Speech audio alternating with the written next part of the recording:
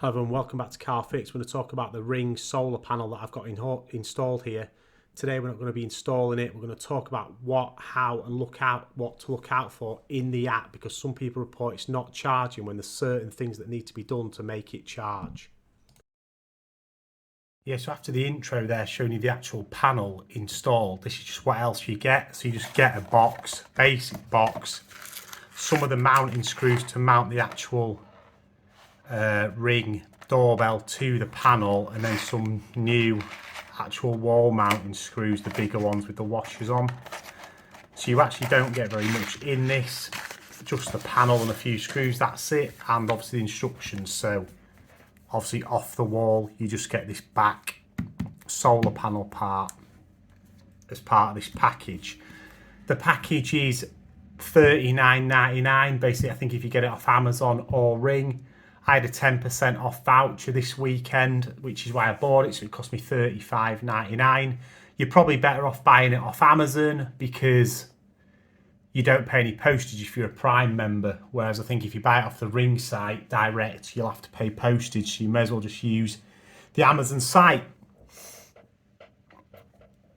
But what I really want to talk about in this video is more about things that misperceptions about this solar panel, and reviews I see on Amazon about saying it's not working and it's not charging. So what I'm going to do is switch to the actual Ring app, and I'll just do some voiceover on there talking about a couple of things you need to look out for on the app and the reasons why you think it might or might not be charging. So I'll skip over to the app now. See, I'm in the app, the Ring app. These are all my different devices. Obviously we're looking at the doorbell today. So if you click into the doorbell, you can see in this top corner there is a green battery indicator with a sun on it. The sun on it doesn't mean it's charging. The sun means that the solar panel is connected and working if there is sun on the panel. So currently mine won't be charging because it's at its full charge based on some misconceptions in the charging of this device. So you can just click on the sun and it'll take you into here, and as you can see it'll show you your battery level, solar status connected down here, battery level here. I'll put a screenshot that I've taken from the actual Ring website that shows that this device, the solar charger, only charges the battery within the doorbell to 90%. Or just over 91, 92%. And it doesn't start charging again until the battery level drops below 90%. This is to prolong battery life long term within the device, so it's not constantly charging by the solar and just unnecessarily draining the battery. So that is one of the biggest things you see on the Amazon reviews about these charging stations, is that it's not charging, or people see that it's not at 100%, it's dropping to 85, 90%, and it's not keeping it fully charged. This will not keep it at 100%. It will its max charge with the panel is about 90, 91, 92%, and then it'll stop charging, fall below 90 and restart again. Sorry about the messages there, I should turn them off. But that is the main thing I wanted to get across in this video, that the max charge is about 90%. I've said it 10 times now, I'll say it one more time. You will not see this device charging until your battery drops below 90%. I've had this for about a week and a half now, and my battery status has been 90, 91, 92% constantly.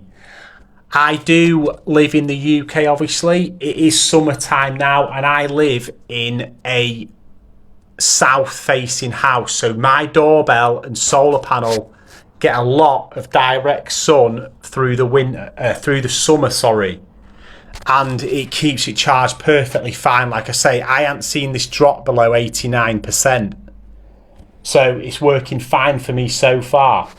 I will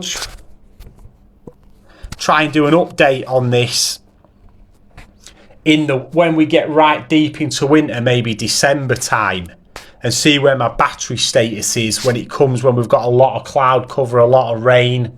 very little sun here in the UK in the winter, so it will be interesting to see if this can keep discharged over the very dull winter months in the UK, because it is a tiny solar panel on there. And if anybody owns a Ring doorbell device, they will know that the charging of these batteries, when you take them out, they might last a month or so between charges, but they're not fast charge compatible or anything like that. They take forever to charge, which is the main reason I got one of these in the first place, because I was sick of having to take my battery out every 3 or 4 weeks and then charge it overnight. Would a second battery be a better option? We'll see in the winter. A second battery is about £25, but you could always obviously have one on standby and just switch the batteries, which is like a 1-minute job. I'm hoping with a south facing garden or front of my house here that I can keep this from me having to ever take the battery out of it again until the battery dies. But yeah, I just wanted to show you how it works in the app. And if you just go back to here, when it does start charging, is you will see this same symbol up here, but it will have a lightning bolt in it, and that will dictate that it's taking charge and charging the battery up. So I just wanted to talk, and I know it's a lot of rambling there, but there's some misconceptions about it. It will only charge when the battery goes under 90%. It's a very simple install. In my opinion, just as a last thing, is £35–40 too much for this? Personally, I would say yes.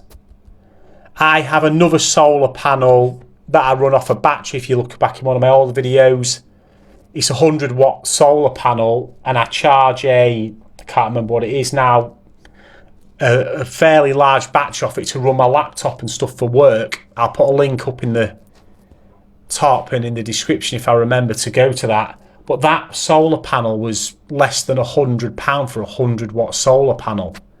I bet the solar panel on this Ring device barely is a couple of watts, if that, and they're charging £40 for it. Yes, I get that this has been specifically made and designed to work with these doorbells, and the installation is brilliantly easy. It fits perfectly, there's no messing about, and I guess you're paying for the design.